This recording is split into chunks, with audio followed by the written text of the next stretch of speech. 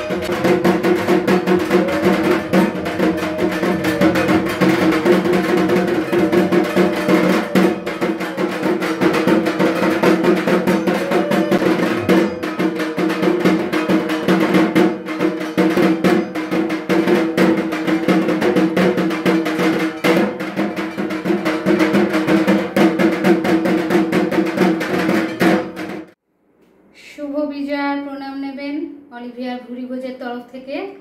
এইমাত্র মাকে সিঁদুর পরিয়ে এলাম, দেখুন কি অবস্থা। সিঁদুর খেলেওছি, হয়ে গেল।